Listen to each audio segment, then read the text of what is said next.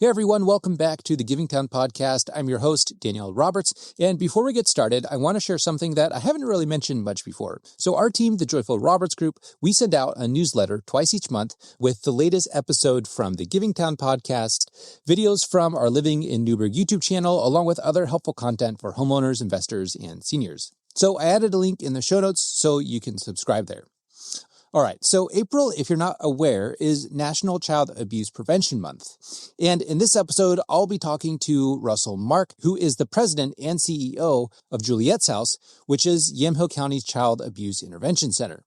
And this is one of those organizations that you might have heard about in passing, but unless you've been involved in some way or another, you may not realize exactly what they do or just how critical their work is. So in this episode, we're going to be talking about the impact of childhood trauma, both on individuals and on entire communities, and how Juliette's House helps kids and families heal, find hope, and move forward. We also get into what prevention looks like, what to watch for, and how we as a community can do our part. So whether you're a parent, teacher, community member, or just someone who cares about kids, this episode is for you.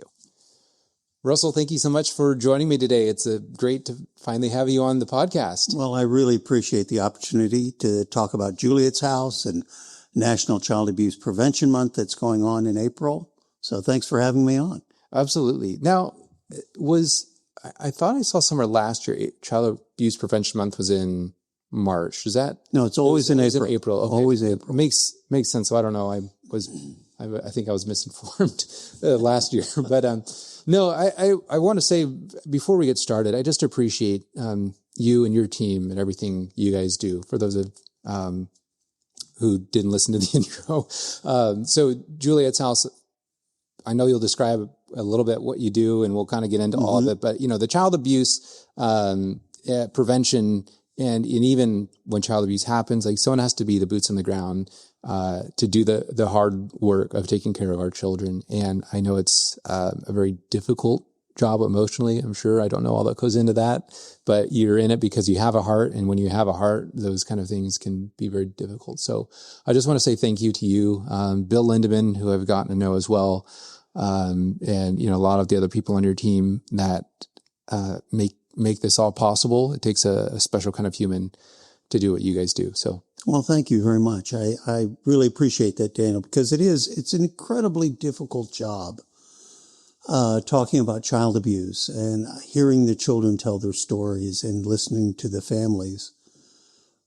But we also have the advantage, unlike many nonprofits, we get to see lives changed. And that's what makes it worthwhile for us to do it. That's what gets us cranked up and excited about each day that we go in, because we see the impact of the work we're doing, helping people move beyond abuse, beyond the trauma of that neglect that can happen, to actually having some answers, having some tools to work with to move forward with their life.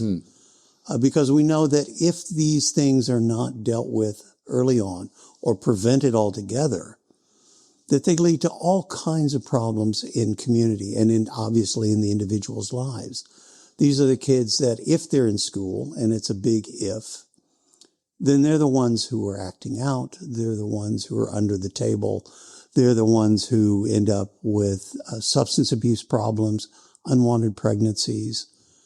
One of the questions that you had asked me was, what is the impact of the work that we do? Well, looking at one issue is homelessness. There are studies showing that nearly 70% of the people that live on the street can trace their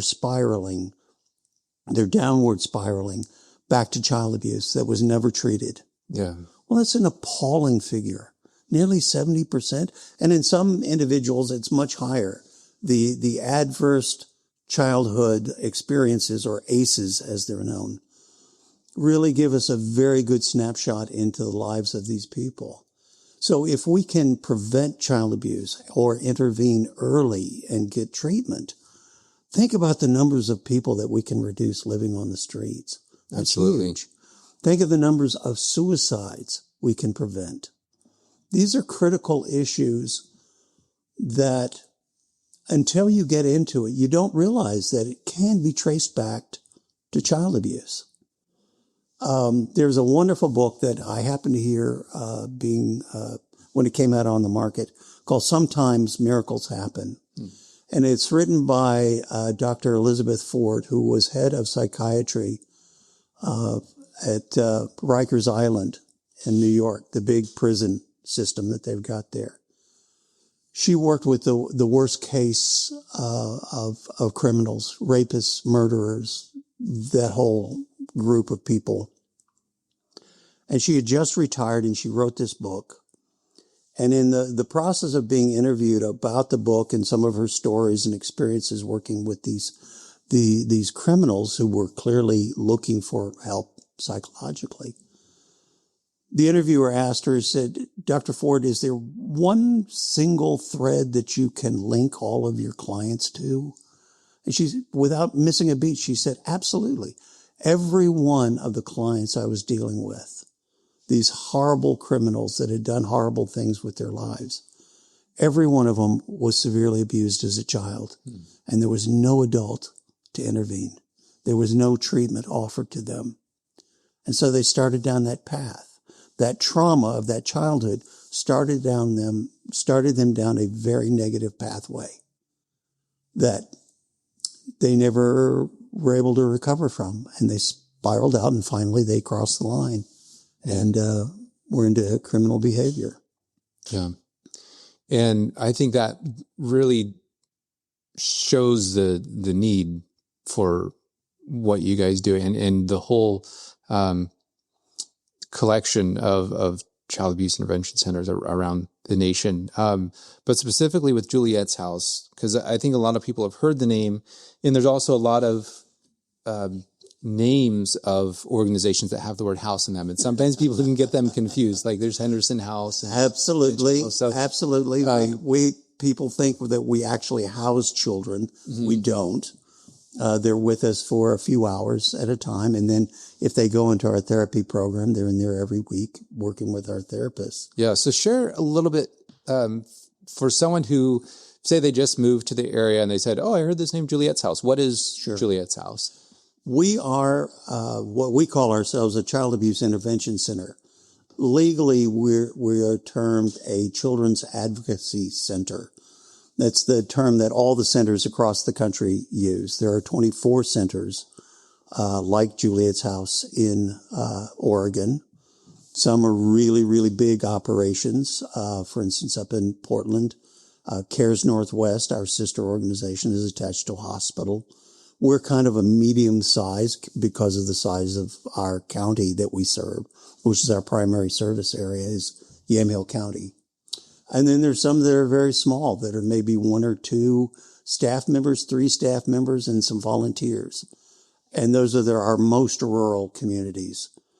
But collectively, we do some pretty powerful work, and we do a lot of advocacy work in Salem around children's well-being.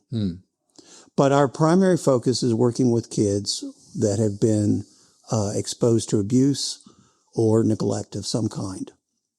And that usually starts out, well, we have what we call our circle of care that's sort of evolved as we've expanded our programming. You know, we have our prevention education programs in schools, going everywhere from preschool all the way through adults. And that was started about a year after we opened our doors in 1997. And we work with kids in classrooms doing 4 different workshops on topics of how to protect yourself, how to protect each other. If something happens to you, who do you talk to? So we get kids thinking about who are the top 10 people in my life that I can trust, that they're really trustworthy adults. Maybe parents, it may be somebody at church or at school, it could be teachers, it could be the next door neighbor. It could be any number of people. But the idea is to begin them thinking, because if something happens, it can happen in a moment. And they need to know immediately in their mind who they can turn to and talk to about it.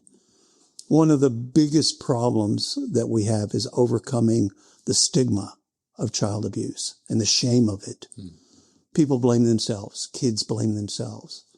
We're working now with adults who are survivors of child abuse that never got help. And they consistently say the one reason they never sought help was the shame. When we started our program a few years ago, we were trying to raise some money, and we sent out newsletters out to the public. And soon thereafter, this older woman came into the office very agitated, wanting to know what we were doing with these kids, how were we treating them, were we shipping them off somewhere. And so I came out and I put my jacket on, was being, very officious and trying to be very corporate and look like I knew what I was doing all the time. So anyway, we got to talking and she was very agitated. And so I explained to her this process that they go through the assessment with our forensic interviewers, with our medical staff, and then we can move them directly into therapy and they can start immediately because the therapist has all of the notes. They know exactly what happened to this child. And this woman reached up and she grabbed the lapels of my jacket and just burst out crying and said, I wish to God there had been a Juliette's house when my sister and I were growing up. This is a woman who was probably in her mid to late 80s. And all I could think was this poor soul had been living with this trauma all of those years. And because of shame, she never reached out before. But a newsletter that we had sent out trying to raise money to start this program, that got her response. Her care for the kids, knowing what she had been through, prompted her to come to us. And then we were able to start helping her get the help that she needed to finally be released from that trauma.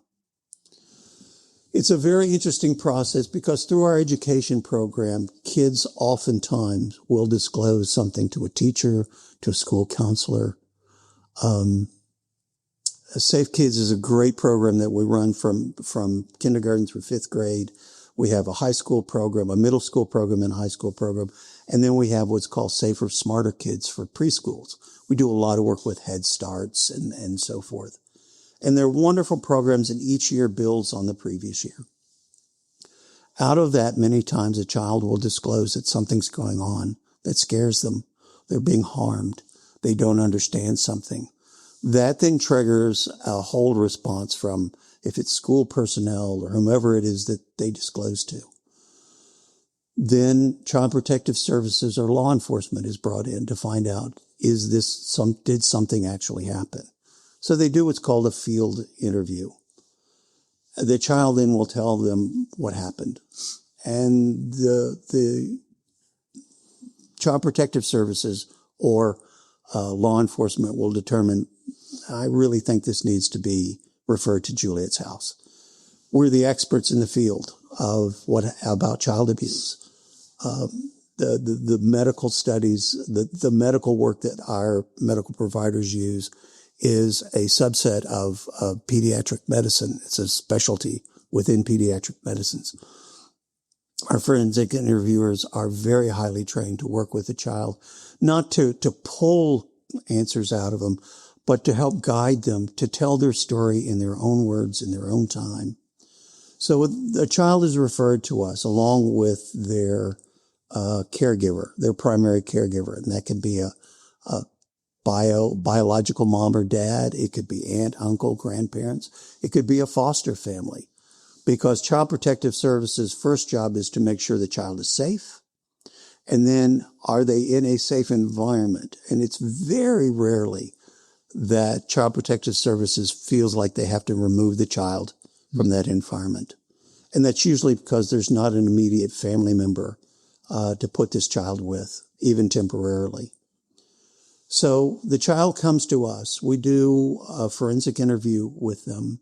At the same time, we're working with the adults, the caregivers. We do a full, medical history. What do you know? What do you not know? Here's how the day is going to run. Everybody gets a tour of the facility. There's nothing hidden. Every child gets to pick out a stuffed animal and a blanket to take home with them. And we have kids running from 3 years old up to around 18, 19 years old that come in to see us. And we do a medical review. It's a non-invasive medical review, very much like a well check. But the whole idea is to find out where this child is psychologically and what's happening to them. We do an ACEs study. That's the Adverse Childhood Experiences test on them, which is just a simple survey. What's happened to you? What's happened? Is there violence in the community? Diet, all of those kinds of things to find out where they are. And then we do this interview. And then the forensic interview helps us determine what happened to that child. And then out of that, then we can create a treatment plan. And almost always that involves therapy. We started our therapy program because we realized children in trauma let me back up. It takes a special type of counseling skill and training to work with a child that's in trauma. So we weren't getting that in the way that we'd hoped to for our kids. And so we started our own program and making sure that there are specific modalities that need to be used with kids. So we have all of our people trained in that. And the end result is that some of those kids, mostly the older kids, now want to participate in our prevention education program. So that gets all the way back to what I was talking about, this big circle of care, from the education program to the disclosure, to the assessment, to the therapy, and then back into prevention education.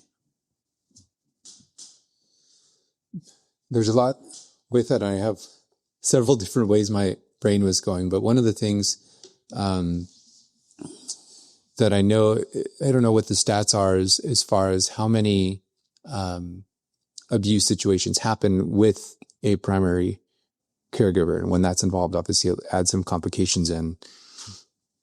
I don't know the statistics off the top of my head about a primary caregiver being the aggressor. I know that we're involved in, on average, around 300 cases in Yamhill County, and that's been sort of filtered down through Child Protective Services and law enforcement, and then they come to us. And our involvement may be everything from a full-blown assessment, a medical, to simply what's called an SPI review, which is a suspicious physical injury, which means law enforcement or Child Protective Services goes out on a call, child's disclosed, or a trusted adult has disclosed something. And the physical injuries on the child don't quite match up with the story that's being told about what happened to that child. So they take pictures in the field and send them to our medical provider, who then makes a determination. Does it actually match up? Or I think they really need to come in and we'll do a full assessment on them. So that's an SPI. Mm-hmm. And that's a fairly simple process. So we've got that all the way up through a full-blown assessment with that child. So that's roughly 300 cases annually that we're seeing in Yamhill County. But we also know that less than 10% are ever reported. Mm. So that means that we've got a huge number of what I call walking wounded in our community that were abused or neglected and never got the help that they need to move forward with their life. And that's appalling. I can't help but wonder if the anger that we see in society today isn't directly related to that. And somebody's going to do some pretty impressive studies on that, I'm sure, one day. But the longer I'm in this work, the more connections I see to all of these other social issues that we're having to face. That if only we prevent child abuse, and if we can intervene early when it does happen, we can fundamentally change how our communities operate. That reminds me of recently I was here, I guess everyone hears all the stats about homelessness and drug use.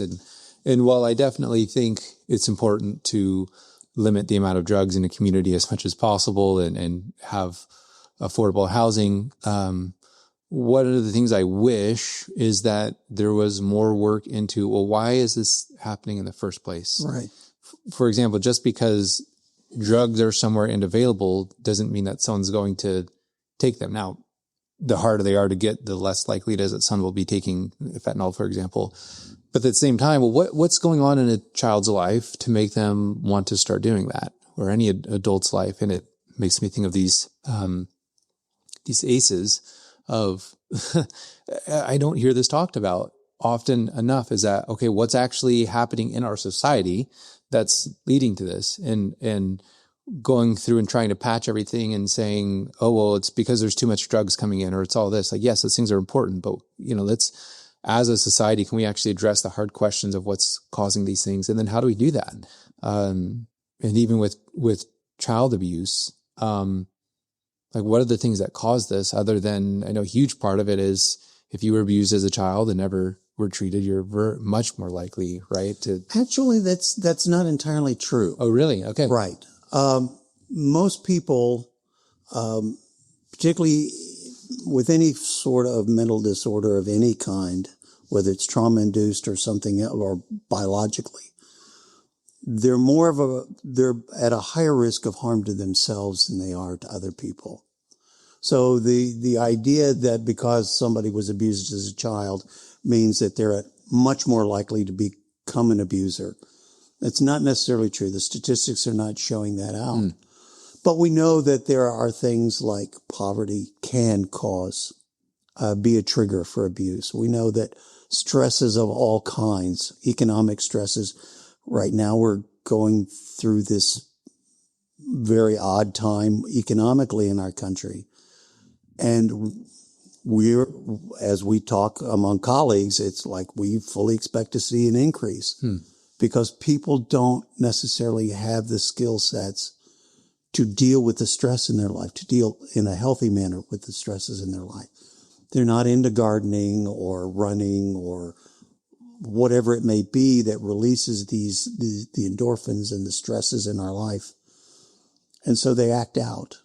And who do they act out against? Elderly, animals, and children. The most vulnerable people in our society, in our communities, because they're easy targets, because they're not going to fight back. They don't know how to, or they don't have the skills to, or they're easily cowed so that they don't fight back. Or they are children and they do fight back, but or they do fight back, but they don't fight back effectively. Right. That's actually a really good point, because I think, the situation when, as much as I'm not proud of it as a dad, my 4-year-old or 6-year-old does something they're not trying to, but they get on my nerves, and I, raise my voice, and obviously it's not effective and it's never helpful. But it's the most often, and my wife and I have talked about this too with both of us, when we're under a lot of stress for something, and then they do something, and that's when we, are short and, use the tone that we shouldn't. And I mean, thankfully with us, usually we're able to go back and talk about it calmly, but I talk to so many parents who, and I think even of ourselves as healthy adults, and I think you can either go into the shame of feeling like you're a bad parent, which, is like I grew up being spanked and I was just normal. And we obviously try not to do that with our kids. And there's this whole spectrum of parenting. But I think of the people who are under extreme stress and have a lot of these adverse things going on. I've been in situations where I'm like, wow, I can see, as horrible as it is, like if I had all these situations, I can see how this can lead to child abuse. When you're not healthy emotionally, when you have a lot of stressors going on, when your child is acting out, you don't know what to do, and you have other shame in your life for whatever reasons. Not that it's ever okay, obviously, but I had just you mentioning the stress people go through. So do you find, like, have you done like research or seen studies that show like these are the things that lead to like child abuse happening in ways that can be prevented? Like you mentioned, like hobbies like gardening or. Right. And I think there are different categories here, because there are those who are what I would call a predator. they actively enjoy harming children.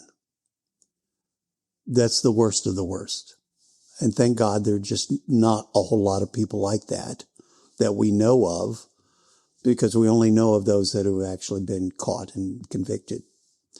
But to our knowledge, that's not a big pool, but it is a dangerous pool. Mm-hmm.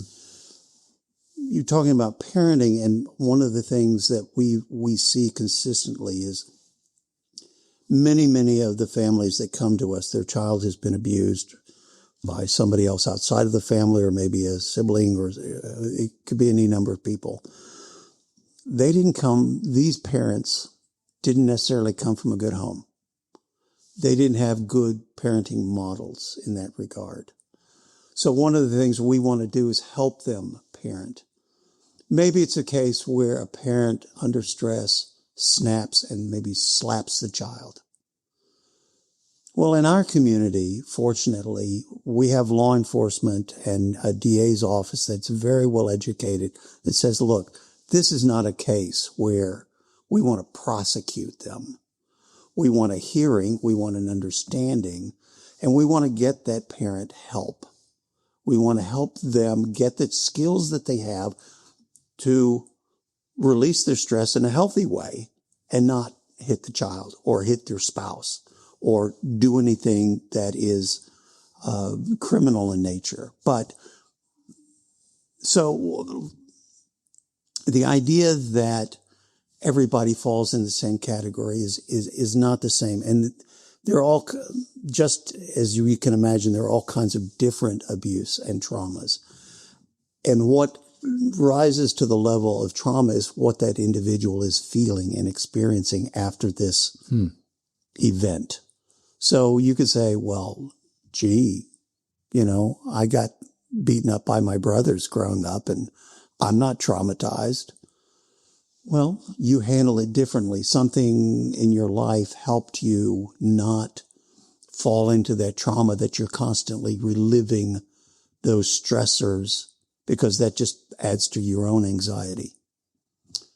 But in other people, it could be a small thing. It can be the psychological abuse, a parent that's not close to you or doesn't value you, or you perceive that they see you as a nuisance or a burden to their life. That's traumatic. Other kids go, well, that's their problem. I'm going to live my life. And they're fine. But for a lot of people, that's really traumatic, that the person that brought you into the world may not value you, may not love you, may not care about you. Well, that level of neglect can leave some really, really deep scars. And then that gets carried over into other relationships. So there's a whole variety of people that we deal with, perpetrators as well as the victims of their abuse. And so part of the great skill and the art of what our teams bring is, how do we sort this out? Where is the real issue here? How then can we effectively treat this child and their family environment? Because it's not enough just to help the child. We have to make sure that that's a steady, solid, stable environment that child is going back into. Because as I said early on, they're only with us for a few hours. Because we don't house kids. That's not our job. That's up to Child Protective Services to provide that service if it's necessary. But we want it to be as positive an experience as possible. And so we do spend a lot of time with the families as well, because this can be really hard for a family member to hear that their other child or a member of their family or a member, somebody at church or somebody that's close to them actually harmed their child. And then there's a lot of self-blaming. There's a lot of self-shame of, why didn't I see it? Why didn't I intervene earlier? How did I let this happen to my child? I had one experience early on with my career at Juliette's house where there's a dad sitting out in the lobby, and he was very distraught. His daughter had come in. She'd been sexually abused. And he kept blaming himself. And he wasn't the perpetrator. We never see the perpetrators at Juliette's house. But he blamed himself because his daughter, who he adored, had been harmed. And we talked. And we actually walked around the parking lot. And I tried to help him understand, number one, this wasn't your fault. You didn't cause this. You didn't create this. You would have never wanted this to happen to your child. And right now, you're focused on your fault as you see it. But the important thing is to realize your daughter needs you now more than ever. She needs to know you love her. She needs to know that you're not going to treat her any differently. Because if you do, she's going to feel shame. She's going to take on the responsibility of, why did I let this happen to me? And that's certainly not what anybody wants. So the more you treat her just as you always have, with all the love you have in your heart and your care for her, and making sure she follows through with the treatment plan that's being put forward, she's going to heal and she's going to do well. And in the same way that you may have a bad car wreck, well, some people end up reliving that trauma over and over and over again until they get help. Most people, though, it's like, thank goodness I survived it. I'm moving on with my life. And, this is just something that happened. The hard thing for people to understand is when we say we help a child heal, it's not that we take away what happened to them. That's ingrained in their DNA at this point. It's in their mind. It's in their memory. It will always be a part of their journey, of their life journey. What we do is help them put it into perspective and their families into a perspective that makes it able to live with and to move forward with your life. It's a really good perspective. It reminds me, my grandmother always talked about she had a pretty bad relationship with her mom, so my great-grandmother. And the things that she shared made me really wonder if my great-grandmother had experienced abuse as a child. And that's why she was very controlling and protective and always thought the worst of every situation. And it reminds me of that woman that you mentioned that came in and said, I wish to God that there had been this. And it makes me wonder how many people are, the walking wounded. But one question before I move on, what happened before there was Juliette's house? So Juliette's house was opened in 1997. Correct. Was there anything before there? Was it just? Well, what existed before was a case, and in fact, this is what sort of created the grassroots movement here was in Yamhill County. Historically, what would happen, a child would disclose or somebody would disclose for them, and that child would tell their story to the police or to the Child Protective Services. Then they go to the police department. Then they go to Child Protective Services. Maybe they had to go to the hospital.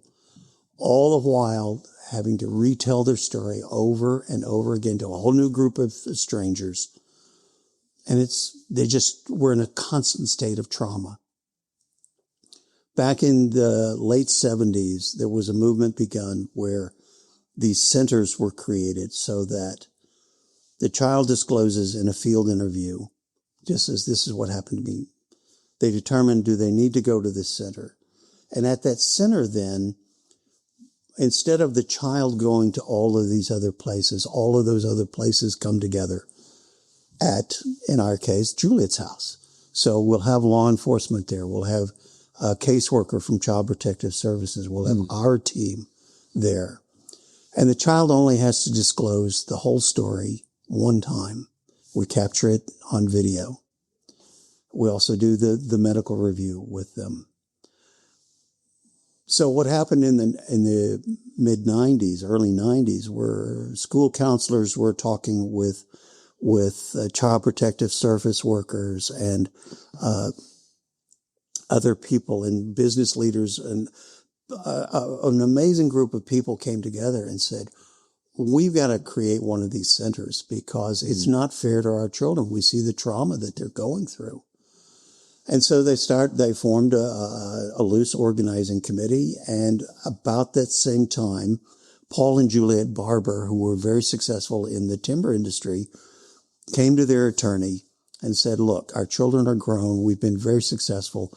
We want to do something for the children of Yamhill County. Do you have any ideas? Well, serendipitously, the wife of their attorney was one of our founding members. And so he had been doing pro bono work for Juliette, well, what was to become Juliette's house. And so he got them very engaged and very excited, and they became very involved. And they said, we've got this office building on the south side of McMinnville we don't really need. We could tear down part of it and rebuild it as one of these centers. They helped to raise a lot of money for it. They really brought some media attention to what we were doing. And sadly, Juliette passed away before we opened our doors, and the founder said she did so much. We want to honor her by naming the building after her. Wow. So it became Juliette's house. Now, like I said, we don't house children there. But yeah, there are a lot of organizations. We're frequently confused with Henderson House, who is a very good partner. They do wonderful work in the field of domestic violence. But so we just have to continue to remind people who we are and what we do. They're adults. We do with kids. But frequently the people that they see, mostly women, they have children involved. So we've been working with them to help their clients want to bring their children to Juliette's house. I'm glad you shared that. It's not nice to know the origins and honor the people who poured so much into it. And the fact that a child only has to share their story once, I think is one of the amazing things that you guys do to, for the children. You meant, oh, go ahead. No, I was just going to say it's ideal that they would be able to tell their story one time. We've had cases where a child would come back 2 or 3 times because there's more to the story they want to tell. And it may be if they're the family that they're with. We had one case I know where the family they were with was actually causing the abuse. And so that child did not feel safe fully disclosing until such times as Child Protective Services got enough evidence to take that child out of the home. And immediately that child says, I want to go back to Juliette's house and tell them everything. So it's this gamut of personalities and characters and situations that we have to work with every single day. And every case is so different and so unique. Yeah. Mentioning Henderson House, what are some of the other organizations you guys work with? We work with Head Start quite a bit. We work with a family place. In fact, I've told them many times I would much prefer people came to the relief nursery before they had to come to see us. Again, one of those ways of reducing that stress that your family may be under. For anyone who doesn't know, a family place they have a relief nursery in a diaper bank, so you can get free diapers, and right. They provide resources for families. Basically, the idea with that, right, is that if you are not extremely struggling financially and you have some help, that those abuse situations are less likely to happen. Exactly.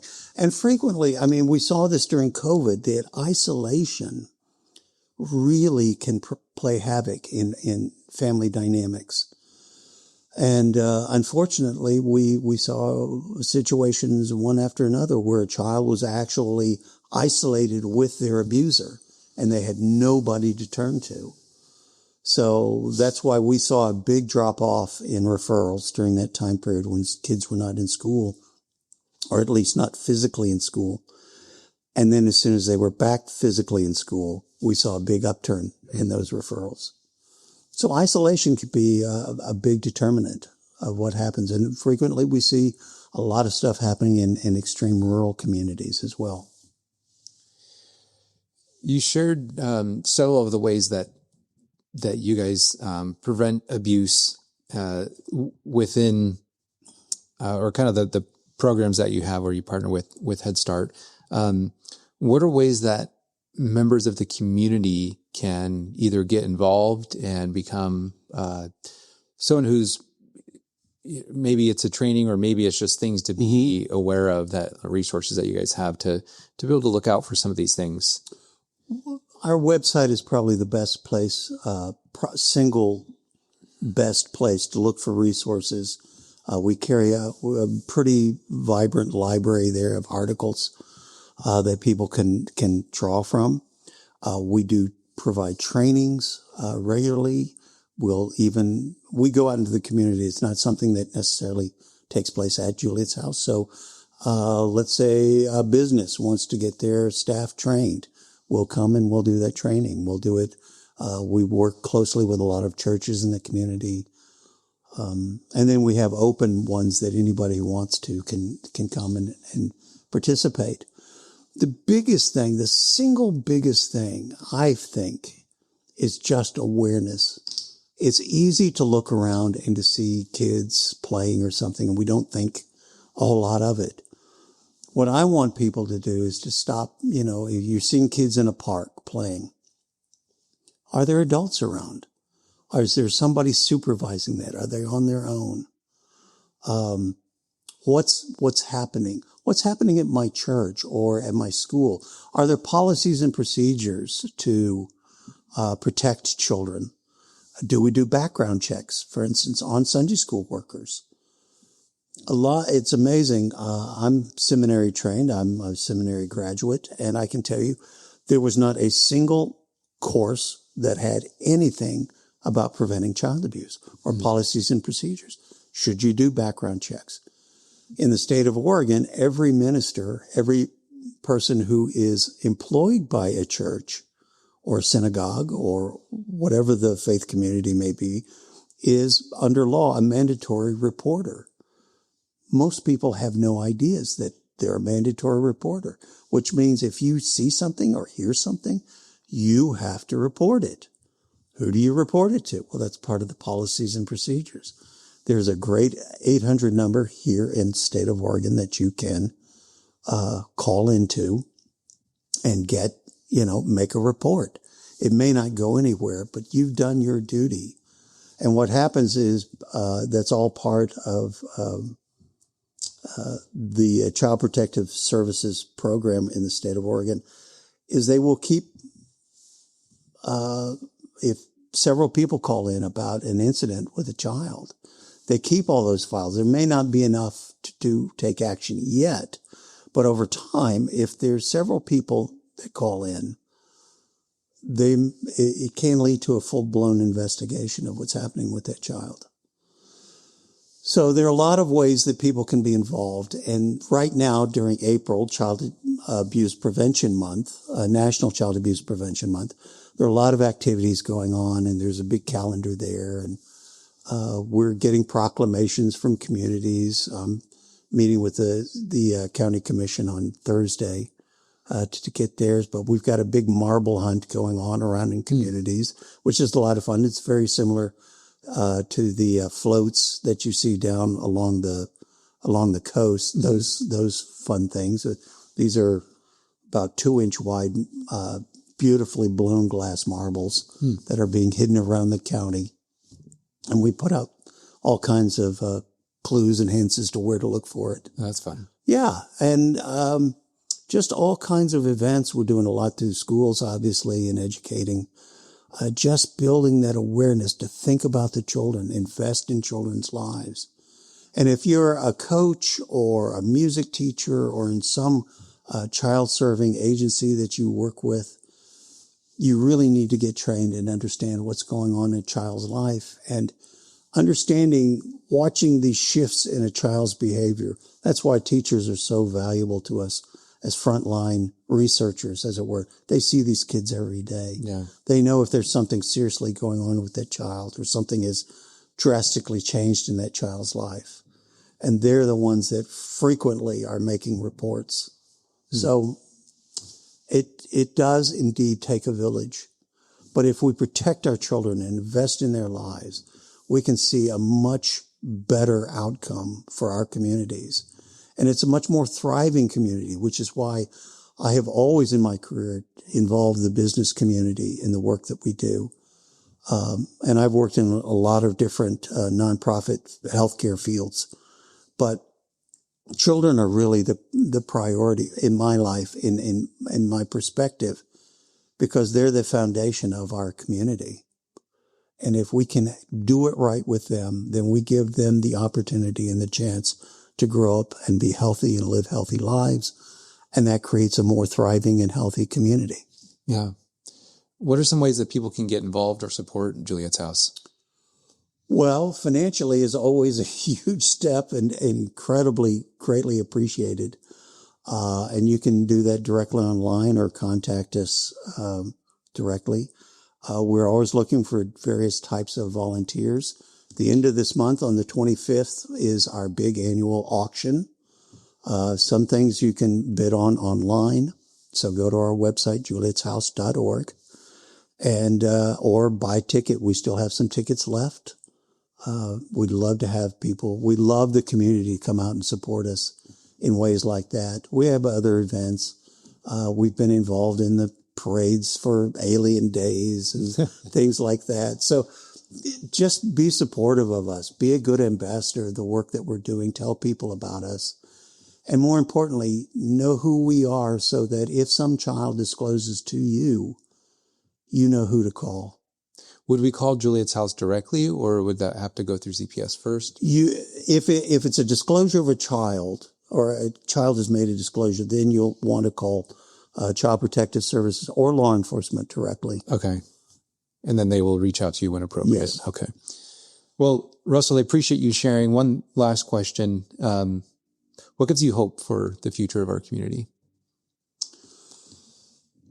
I think the thing that gives me hope, I've had the great opportunity and privilege to live in many different parts of the country. I have never lived in a place where there is so much invested in the well-being of the community as a whole, from chambers of commerce to church groups, to various faith communities, to service organizations. I've never lived somewhere where there's so much collaboration among agencies. That's what gives me hope, is this sense of we are all in this together. And people don't always believe me when I say this, but in Salem, they talk a lot about Yamhill County. What is so unique about Yamhill County? I've talked with major donors outside of this area who said, yeah, there's something going on in Yamhill County. You all seem to be really ahead of the curve. I chair the local Public Safety Coordinating Council with judges and various law enforcement groups looking at public safety issues. And I've heard it through that organization as well from the state level. What's going on? You all are so, you're so forward thinking in the way you do criminal justice even. And you're working with, you don't just see criminals as incarcerated. It's like, what can we do to help them while they're incarcerated, to not get reincarcerated, to recidivize? But, are they needing help? What's their ACEs score, for instance? We want to do that, and we are doing that while they're incarcerated, kids as well as adults. We care about the people who live here. That's what gives me hope, because there are a lot of communities. You don't know your neighbor.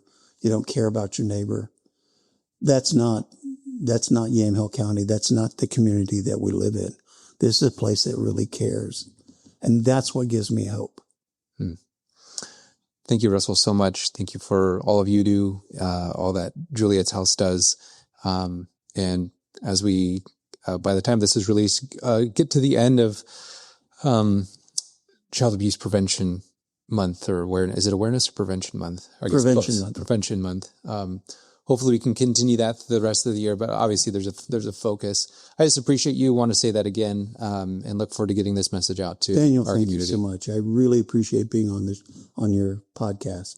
Hey everyone, I hope you found this episode informative and inspiring. If you know someone who might also enjoy it, please consider sharing it with them. Also, don't forget to subscribe to our semi-monthly newsletter with the link in the show notes. Well, thanks again for listening and doing your part to make this an amazing community.